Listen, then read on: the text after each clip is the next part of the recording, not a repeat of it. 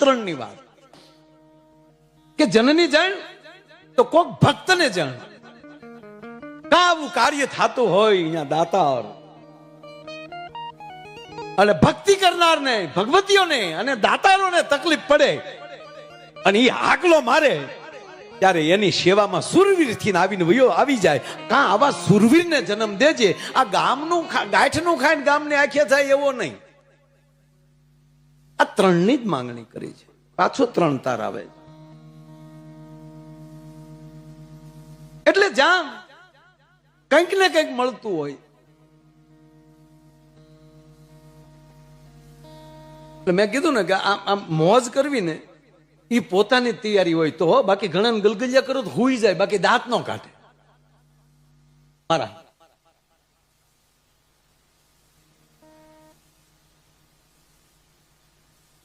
એક છોકરાને સાહેબે પૂછ્યું કે છોકરાઓ, બહુ પ્રશ્નો પૂછ્યા છોકરાઓ એની રીતે જવાબ દીધા. અને એમાં કોક આપણો ગામડાનો છોકરો તો એ ઉભો છો આમ આમ કરે, માજાગી એ કે સાહેબ હવે એક પ્રશ્ન હું પૂછું. છોકરો આદુ ના એક જાજા પૂછ કર્યો છો છે. એક પ્રશ્ન પૂછું, જવાબ આપી ગયો, પગાર આપી દો આખા મહિનાનો. છોકરો કે કરી બહુ તે પૂછ. એટલે છોકરે પૂછ્યું, કઈ ડાળ એવી છે કે જે રોટલી આરે ન ખવાય? સાહેબ તો ગોથું મળ્યા સોપડ્યું ફેરવા કે એવી કઈ ડાળ એવી છે રોટલી આરે ન ખવાય? સાહેબ કે આખા વર્ષનું લેશન નહીં આપું, પણ તું કઈ દે. એ કે ધાણા ડાળ.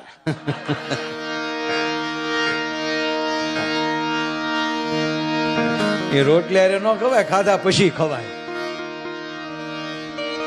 પણ સાહેબ મારો આજનો જે આવો રૂડો આપણો જે અવસર ને અહીંયા આવવું એ પણ એક અંદરનો આનંદ છે.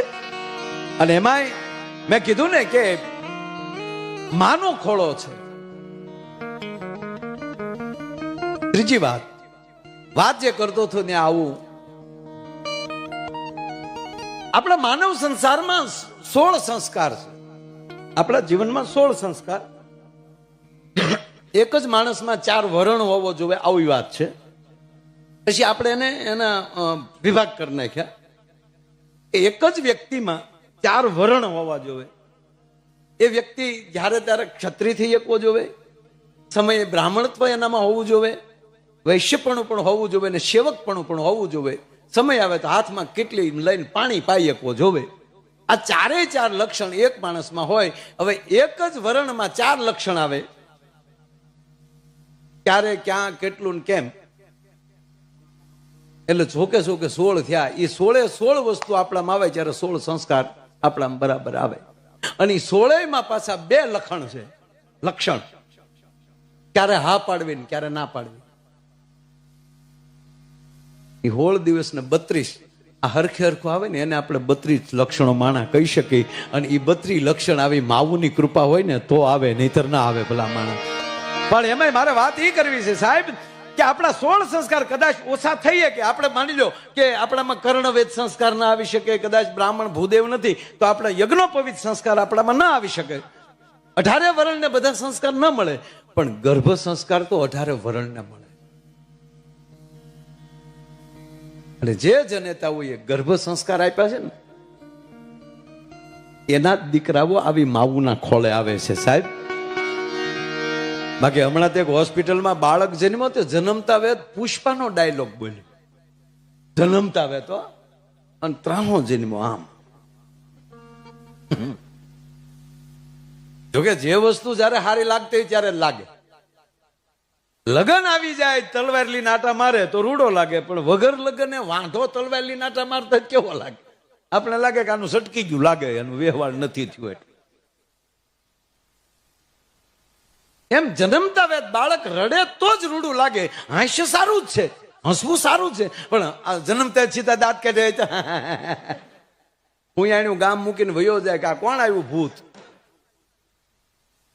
રડે તો રૂડું લાગે. આ તો હસ્યું નહીં, રડ્યું નહીં, બોલ્યો. ये पुष्पाનો ડાયલોગ, આમ જ ઝુકેગા નહીં ચાલા. તો ડોક્ટર વંડીએ સડી ગયા. નમસ્તે નમસ્તે, કોણ છે આ? અને સંશોધન કર્યું કે જન્મતા વેદ બોલે નહીં, બોલ્યો તો ભલે બોલ્યો, પણ સીધો પુષ્પાનો ડાયલોગ શું કામ બોલ્યો? અને ત્યારે જાણવા મળ્યું કે આ પેટમાં હતો ને તે દી આની માએ 45 વાર પુષ્પા જોયું. પણ મારે કહેવા ગયો, બાપ આવા ધામ બન્યા છે ને, તો જ્યારે અમારા દેશની જગદંબાઓના ઉદરમાં જ્યારે સંતાન હોય ત્યારે 5-5 દી આવા ધામમાં આવી અને ટેલ્યુ કરીને રોકાઈ જાજો, અને પછી જે ઉદરમાલી જે સંતાન આવશે ને એ આપને ખડેડીને આપને ટેકા દે એવા થશે. એટલે મેઘાણી લખે છે કે પેટમાં પોઢી પણ પેટમાં પોઢીને સાંભળેલી શિવે રામ લક્ષ્મણની વાત.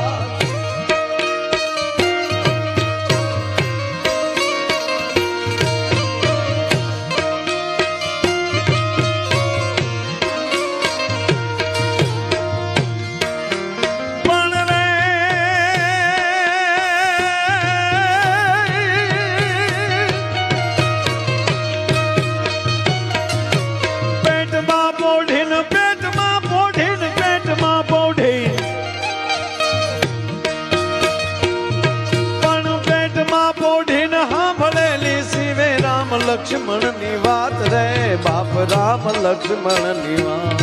જય હો. બાલુડાના મુખ સે દીદી ઓડી એની મુખ તે દીદી, શિવાજીને નીંદરું નાવે, માતાજી જા પાય ઝુલાવે.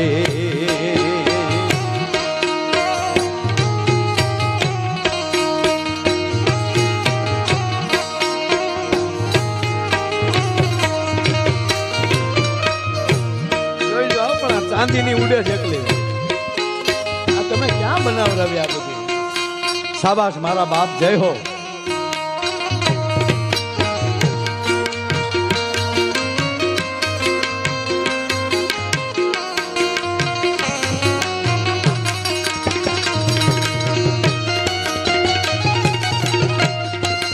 સાહેબ 3 વાગ્યે જો આ જગદંબાવું જાગતું હોય તો આ માની કૃપા નહીં તો બીજું શું બાપ? હે એ વાત.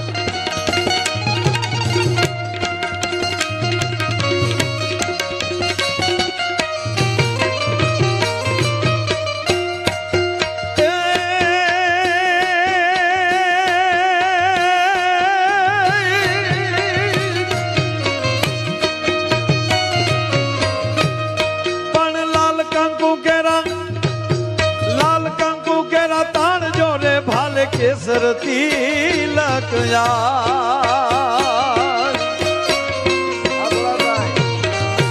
લાલ કંકુ કેરા તાણ જોરે ભાલે, કેસર તિલક આજ રે બાપ, કેસર તિલક. તેદી સિંદુરિયા થાપા સાતી માથે ઝીલવા બાપા, તેદી સિંદુરિયા થાપા સાતી માથે ઝીલવા બાપા.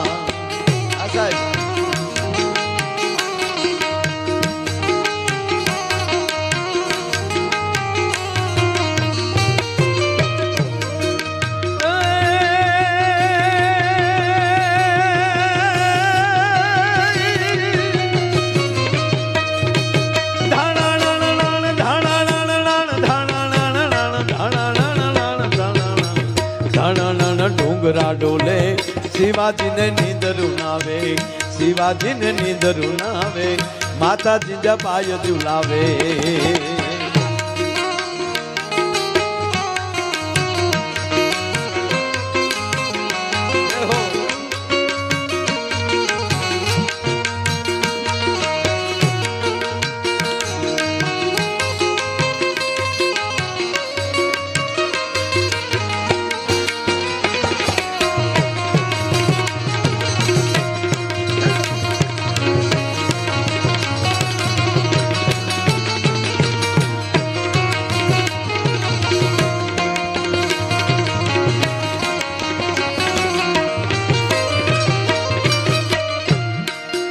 પણ માં એક વાત યાદ આવી છે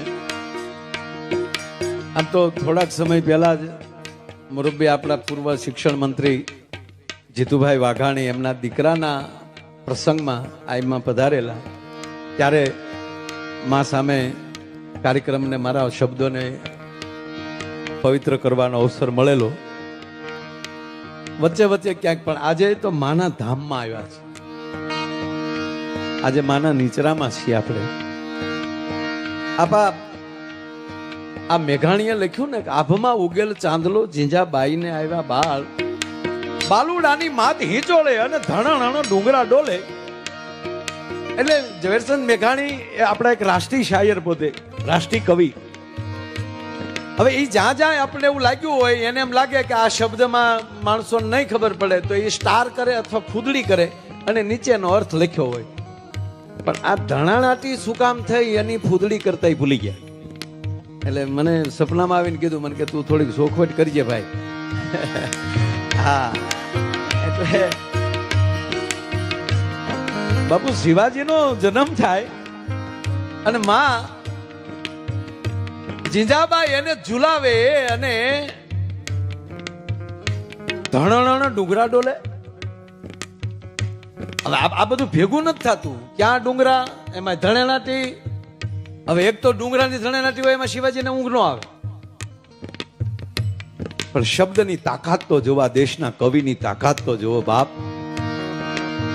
માં અહીંયા શક્તિની ઉપાસનાની વાત છે આ, કે શિવાજીનો જન્મ થાય એટલે ધણેનાટી ડુંગરાની બોલે. એમાં ધણેનાટીમાં પાછા ડુંગર ડોલે છે, ધ્રુજતા નથી. ડોલવું ને ધ્રુજવું એમાં ફેર છે. ધણેનાટી કરવી એમાં ફેર છે.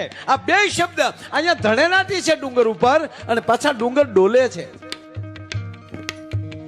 અને ત્રીજી વાત કે જે ડુંગર ઉપર માં બેઠી હોય ને એને ડુંગર કહેવાય, નકર ધોરા ઢાળું કહેવાય, કા ઢોરા કહેવાય ને કા ધારું કહેવાય. પણ ચોટીલાનો ડુંગર તક માં ચામુંડ બેઠી છે. પાવાગઢનો ડુંગર મહાકાળી માં બેઠા છે. ગિરનારનો ડુંગર માથે માં અંબા બેઠા છે. માડી તારા બેહણા ગઢ ગિરનાર અને નવે ખંડ નજરું ફરે. કવિ કાક બાપુ કહે હે માં, ઈ જ અમારી હોના લે, તું જ છો. તો જે ડુંગર ઉપર માં બેઠી છે ઈ એને ડુંગર કહેવાય. હવે જે એમને પાછો અહીંયા શબ્દ મેઘાણીએ ડુંગર જ વાપર્યો છે. અને જે ડુંગર ઉપર માં બેઠી હોય ને ઈ ડોલે. અને ડોલે ક્યારે? આનંદ આવે ત્યારે.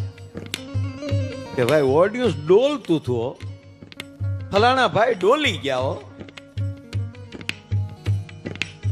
મેઘાણીના શબ્દની તાકાત જુઓ તમે, કે શિવાજીનો જન્મ થાય અને ડુંગર ડોલે.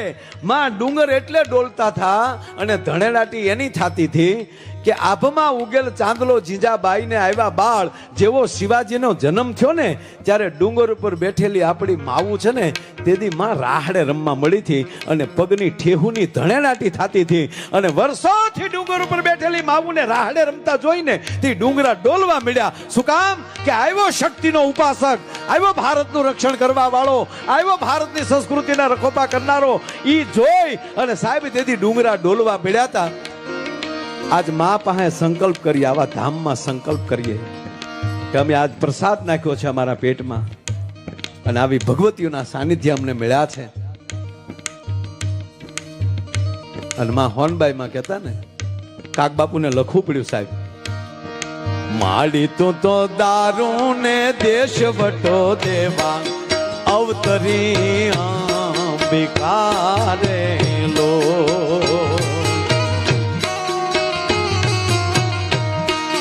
માડી તો